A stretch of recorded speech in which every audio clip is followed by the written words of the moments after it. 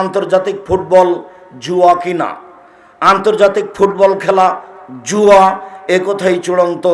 ধারাবাহিকভাবে আমি কয়েকটা হাদিস আয়াত পেশ করছি, আপনি দেখুন। এই ছেলে, খবরদার, কষ্ট হলেও তুমি উঠে কারো ক্ষতি করবো না, কারো গায়ে হাত দিয়ে বসে থাকবো না, একবারে প্রস্তুত হয়ে থাকো, রেডি। পাখি যেন মনে করে তোমাকে পাথর, নড়াচড়া না করে এক খেলে চেয়ে থাকবা। বিশ্বাস করো, আমি তাফসির মাহফিল করতে আসিনি যে তুমি বাদাম খাবা। আমি ইউসুফ জুলেখার কাহিনী কোনোদিন জীবনে বলিনি। আমি দাউদ আলাইহিস সালাম আর একটা মেয়ের প্রতি আসক্ত হয়েছেন, হয়ে এরকম কিছু করলেন, এই কাহিনী আমি জীবনে বলিনি। আমি লিখে দেখিয়েছি। বইয়ের নাম হলো তাফসির কি মিথ্যা হতে পারে? মানে ওই বইয়ে যত তাফসির আছে সবই মিথ্যে। তাফসির মাহফিল ঠেকানোর জন্য এটা লিখেছি। আমার বুকের উপরে তাফসির হয়, তাফসির মাহফিল হয়, বরিশাল থেকে এসে মিথ্যা তাফসির করে যায়, তখন আমার খুব কষ্ট হয়, সহ্য করতে পারি না। আমার চাচাতো ভাই আমাকে গিয়ে বলছে দেবীনগরে, আজকে যে তাফসির করলো, কি করলো ভাই? খুব করলো, এরকম তাফসির তোরা জানিস না। ঠিক আছে বলেন। আমি জানি না কি বলেন। আমি আলহামদুলিল্লাহ খুব পড়ুয়া ছাত্র ছিলাম, রাত 2টার আগে ঘুমাতাম না। আমার এক ক্লাস ফ্রেন্ড সালিমউদ্দিন ডাহুয়াবি, ভাগলপুরি, बिहार, ও 6 मास পরে একদিন আমাকে বলছে, 6 महीना तक मैं ये सोच रहा था कि आप इंसान है ना जिन है। ना मैंने खाए गोसल करने देखा, ना मैंने सोने देखा, ना मैंने जागने देखा। 6 मास পর্যন্ত আপনাকে আমি জিন মনে করতাম, এই জন্য যে না আপনাকে আমি গোসল করতে দেখেছি, না আপনাকে আমি ঘুমাতে দেখেছি, না আপনাকে আমি ঘুম থেকে উঠতে দেখেছি। কেন? আমি সবার পরে ঘুমিয়েছি, তখন আমাকে কেউ ঘুমাতে দেখেনি। আমি সবার আগে উঠেছি, তখন আমাকে কেউ জাগতেও দেখেনি। ওই সময় ছিল গরমের টাইম, আমি রাতে গোসল করতাম, তখন আর কেউ গোসল করতে দেখেনি, যার কারণে এটা সন্দেহ হচ্ছে। আর আমি 7 दिन পরে একদিন 2 তলা থেকে নিচে নামতাম। 7 दिन পরে একদিন যখন আমি বৃহস্পতিবার রাস্তায় হাঁটতাম, তখন কেউ সামনে পড়লে বলতো, আরে আপনি নিকল গয়ে হ্যাঁ, তব তো দুনিয়া বদল যায়গি। আরে আপনিও বের হয়ে গেছেন, তাহলে তো পৃথিবী উল্টে যাবে। এই কথা বলতো ওই শহরের ছেলেরা। পুরো শহরে যত প্রতিষ্ঠান আছে সবাই জানতো আব্দুর রাজ্জাক বাঙালি। 20-24 বছর পরে আমি গেছি শিক্ষকদের সাক্ষাৎ করতে, তখন শিক্ষক বলছেন, আরে আপ তো যার বলবে সালমান গয়ে হ্যাঁ, তুমি তো উদাহরণ হয়ে গেছো। মানে ছাত্রদেরকে যখন উপদেশ দিই তখন তোমার নাম বলে বলি, তার মানে তুমি এখন আমার ছাত্রদের জন্য কি হয়ে গেছো? উদাহরণ হয়ে গেছে। আমি শিক্ষকের কথা নকল করছি। সময় আমাকে কোনোদিন ফাঁকি দিতে পারেনি। মানে আমি এখানে বসে থাকলাম, ওখানে বসে থাকলাম, এর সাথে গল্প করলাম, এরকম করেনি। তবু কিছু সময় নষ্ট হয়েছে নাচল মাদ্রাসায়। 8 বছর আমি নাচল মাদ্রাসার ছাত্র, 8 বছর, 76 থেকে 82 পর্যন্ত। সম্মানিত দিনী ভাই বোন, আমি আপনাকে এখানে একটি গুরুত্বপূর্ণ জিনিস দেখাতে চেয়েছি। আল্লাহ তাআলা বলছেন, ওয়ায়াসআলুনাকা আনিল খামরি ওয়াল মাইসির কুল ফীহিমা ইসমুন কবির। মুহাম্মদ সাল্লাল্লাহু আলাইহি সাল্লাম, জনগণ আপনাকে জিজ্ঞাসা করছে মদ এবং জুয়া সম্পর্কে। আপনি বলুন মদ এবং জুয়াতে মহাপাপ হয়, মদ এবং জুয়াতে বড় পাপ হয়। আল্লাহ তাআলা বলেন, ইন্নামাল খামরু ওয়াল মাইসিরু ওয়াল আনসাব ওয়াল আজলাম রিজসুম মিন আমালিশ শয়তান। নিশ্চয় মদ খাওয়া, জুয়া খেলা, মূর্তির আস্তানে যাওয়া, লটারি ক্রয় করা শয়তানের কাজ, চিরদিনের জন্য হারাম। জুয়া হারাম। রাসূল সাল্লাল্লাহু আলাইহি সাল্লাম বলেন, 4 শ্রেণীর মানুষ জান্নাতে যাবে না। 4 শ্রেণীর মানুষ জান্নাতে যাবে না। 1, আক কোন, বাপ মাকে মানায় না যে। 2, কাম্মার, জুয়া খেলে যে। 3, মান্নান, খোটা দেয় যে। 4, মধুমিনুল খার, নিয়মিত বিড়ি, তামাক, জর্দা, সিগারেট, গুল, নেশাদার দ্রব্য খায়, পান করে যে। 4 শ্রেণীর মানুষ জান্নাতে যাবে না। তার 1 শ্রেণীর মানুষ জুয়া খেলে যে। রাসূল সাল্লাল্লাহু আলাইহি সাল্লাম বলেন, পৃথিবীর মানুষ শুনে রেখো, মান লাইবাবে নারদরে ফাকাত এদখা ফাকাত আদখালা ইয়াদাহু ফি দামি খিনজির। কেউ যদি জুয়া খেলায় অংশগ্রহণ করে তাহলে সে তার হাতকে শোরের, শুকুরের রক্তের মধ্যে ডুবিয়ে দিল। রাসূল সাল্লাল্লাহু আলাইহি সাল্লাম বলেন, পৃথিবীর মানুষ শুনে রেখো, ইন্নাল্লাহা হারামাল খামরা ওয়াল মাইসিরা ওয়াল কুবা, আল্লাহ চিরদিনের জন্য মদ, জুয়া, ডুবি, তবলা, ঢোল, ঢাক, হারমোনিয়াম, সেতারা, দোতারা চিরদিনের জন্য হারাম। অত্র হাদিসে 3টে জিনিস হারাম ঘোষণা করা হয়েছে।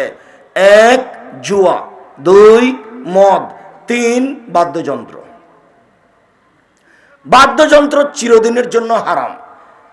সাথে সাথে রাসূল সাল্লাল্লাহু আলাইহি ওয়াসাল্লাম বলছেন, দুনিয়াতে দুইটা পাপ আছে মানুষ না করেই পাপী। দুনিয়াতে দুইটা পাপ আছে মানুষ না করেই পাপী।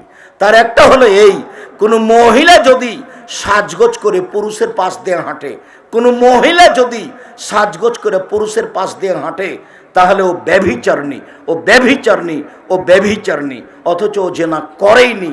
অথচ রাসূল সাল্লাল্লাহু আলাইহি ওয়াসাল্লাম কথাটা 2 বার বা 3 বার বললেন, ও ব্যভিচারিণী, ও ব্যভিচারিণী, সাজগোজ করেছে, হেঁটেছে সেই জন্য। আচ্ছা বলো তো, আমাদের দেশের থুবড়াতে ওই যে মহিলাটা বসে আছে ক্ষীর সামনে করে, মেয়েটা, সারা গ্রামের লোক তার মুখে ক্ষীর তুলে দিল, এটা কেমন কথা হলো? আল্লাহ নবী বলছেন বউ স্ত্রীর মুখে কিছু তুলে দিতে হয়, তাহলে সাদকার নেকি হয়। এ কোন ধরনের নোংরা নীতি? বুঝলাম এটা চাচা, এটা দাদা, এটা খালা, এটা ফুফু, আরে চাঁপাইনবাবগঞ্জের তো গোটা গ্রামই চাচা। তো সবাই যদি চাচা হয় তো পর্দা করবে কার সাথে? সবাই যদি ভাই হয় তাহলে পর্দা করবে কার সাথে? তাহলে পর্দা লাগবে না, পর্দা উঠে গেছে গ্রাম থেকে, ওটা চাচা, এটা ভাই। তো এখন ভাই নিজের ভাই না চাচা, নিজের চাচা না কি, মানুষ তার একটু ভাবে না। নিজ চাচা ছাড়া চাচা তো, নিজ চাচা তো চাচার সাথে বিবাহ জায়েজ, নিজ চাচা ছাড়া। তার মানে আমার দাদার 2-3টে ছেলে, এরা হলো আমার বোনের নিজ চাচা।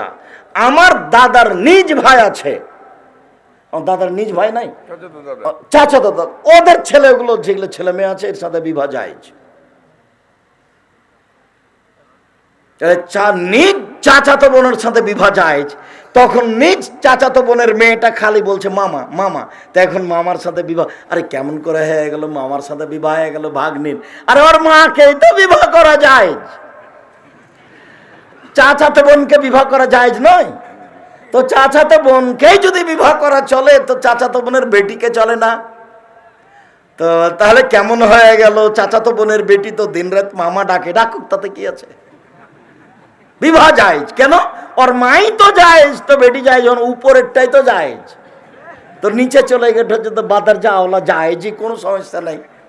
চট করে এই কথাটা মনে পড়লো। এখানে আমার অনেক কথা আছে, একটু পরে ফিরে আসছি। যে দুনিয়াতে দুইটা পাপ আছে মানুষ না করে এই পাপী। তার একটা হলো এই, মহিলা মানুষ যদি সাজগোজ করে পুরুষের পাশ দিয়ে হাঁটে, তাহলে ব্যভিচারিণী, ও ব্যভিচারিণী, ও ব্যভিচারিণী, এ কথা রাসূল সাল্লাল্লাহু আলাইহি ওয়াসাল্লাম বলেন। অথচ মেয়েটা জেনা করেনি, কাজটা কত অপরাধ। রাসূল সাল্লাল্লাহু আলাইহি সাল্লাম বলছেন, পৃথিবীর মানুষ শুনে রেখো, কেউ যদি কাউকে বলে আসো জুয়া খেলি, খেলেনি, খালি বলেছে লাউকা মেরোকা, তোমার সাথে জুয়া খেলবো, আসো জুয়া খেলি, তাহলে 10 জন ফকিরকে 1.25 কেজি করে 12.5 কেজি চাউল জরিমানা দিতে হবে। বুঝা গেল না? ও জুয়া খেলেনি, খালি কি বলেছে আসো জুয়া খেলি। জুয়া খেলি এই শব্দটাই এত বড় অপরাধ, যাকে কি করতে হবে? এর কারণে কাফফারা দিতে হবে। কতটি কাফফারা দিতে হবে? 12.5 কেজি চাউল। কয়জনকে দিতে হবে? 10 জন ফকিরকে দিতে হবে 1.25 কেজি করে। এই কথা মুহাম্মদ সাল্লাল্লাহু আলাইহি ওয়াসাল্লাম বলেন। এইবার আপনাকে আমি বুঝালাম যে জুয়া কি জিনিস, জুয়া কত বড় খারাপ। এবার একটু বলি জুয়া কাকে বলে। প্রত্যেক যেই খেলাতে টাকার হার জিত রয়েছে সেটাই হলো জুয়া। প্রত্যেক যেই খেলাতে টাকার হার জিত রয়েছে সেটাই হলো জুয়া। প্রত্যেক যেই খেলাতে টাকার হার জিত রয়েছে সেটাই হলো জুয়া। আমি খেলা বুঝতে পারি আর না পারি, যা এখন আছে, যা তখন ছিল, যা 100 বছর পরে জন্ম নেবে, প্রত্যেক যেই খেলাতে টাকার হার জিত হবে সেটার নাম কি? জুয়া। এখন দেখা যাক আন্তর্জাতিক ফুটবল খেলায় টাকার হার জিত আছে কিনা। শুধু টাকা নয়, বিলিয়ন বিলিয়ন ডলার খরচ আছে। ট্রিলিয়ন ট্রিলিয়ন ডলার খরচ আছে, কোটি কোটি ডলার খরচ আছে। মানে পৃথিবীতে এর চেয়ে বড় জুয়া নাই, এর চেয়ে বড় জুয়া পৃথিবীতে নেই। এক। দুই, এই খেলাকে লক্ষ্য করে মানুষ দুই ভাগে ভাগ আছে। ও বলছে এ যদি জয় হয় তাহলে আমি গরু জবাই করব, এ যদি পরাজয় হয় তাহলে আমি আত্মহত্যা করব।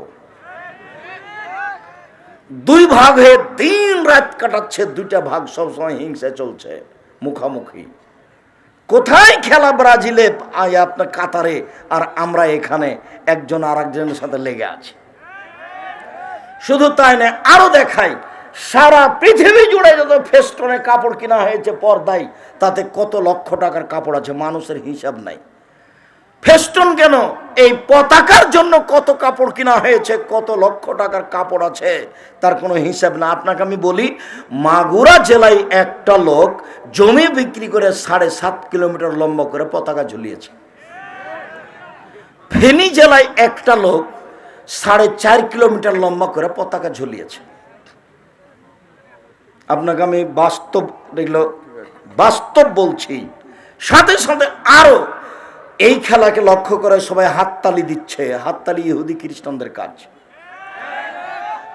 এই খেলাকে লক্ষ্য করে সারা পৃথিবীতে কত টিভি টেলিভিশন ব্যবহার হচ্ছে, কত খরচ আছে। সাথে সাথে কত কোটি কোটি নারী ল্যাংটা হয়ে নাচছে। সাথে সাথে সারা পৃথিবী জুড়ে কত মানুষ খেলা দেখার নামে কাতারে গিয়ে বাসা ভাড়া করে আছে। এই খবর কি জানেন? মানে সারা পৃথিবীর যারা বিত্তশালী তারা খেলা বাস্তব দেখার জন্য কোথায় গেছে? কাতার চলে গেছে, কাতারে বাসা ভাড়া করে আছে। সব মিলে দেখেন তো কত খরচ আছে। তারপরেও যদি এটা হারাম খেলা না হয়, তাহলে হারাম খেলা কোনটা? আমি বক্তব্যে বলেছি এই খেলাটা এত বড় হারাম, এই খেলাটা এত বড় হারাম, এই খেলাটা এত বড় হারাম যে এই খেলাটা যদি জিবরাইল আলাইহিস সালাম খেলেন একদিকে, আর একদিকে মালাকুল মউত যদি হন, আর এটা কাবা ঘরের মাঠে যদি হয়, তবুও হারাম। বুঝাতে পারিনি আমি কত দূরে গেছি। খেলার একদিকের প্লেয়ার কে? জিবরাইল আলাইহিস সালামের। একদিকের কে? আজরাইল, মালাকুল মউত। খেলাটা হচ্ছে কোথায়? কাবা ঘরের মাঠে, তবুও হারাম। এই খেলার গল্প যেখানে চলে সেখানে বসে থাকাও হারাম। এবার আপাতত এইটুকু কথা শেষ করার আগে আর একটু কথা আছে। এই ছেলে তুমি চিনতে পারোনি, ওরা কারা? ওরা হলো ইহুদি, ওরা হলো খ্রিস্টান। ওরা ইহুদি, ওরা খ্রিস্টান, ওরা ইহুদি, ওরা খ্রিস্টান। ওরা আমাদের নবীকে বলেছেন ভুয়া নবী। ওরা আমাদের নবীকে বলেছে ভুয়া নবী।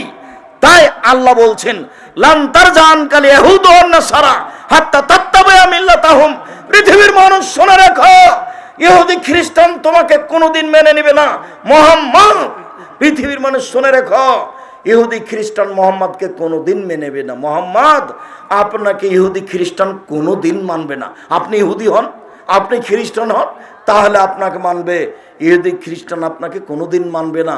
ইহুদি খ্রিস্টান বলছে আরে মোহাম্মদ আবার কেমন নবী? হ্যাঁ, মোহাম্মদ কেন নবী?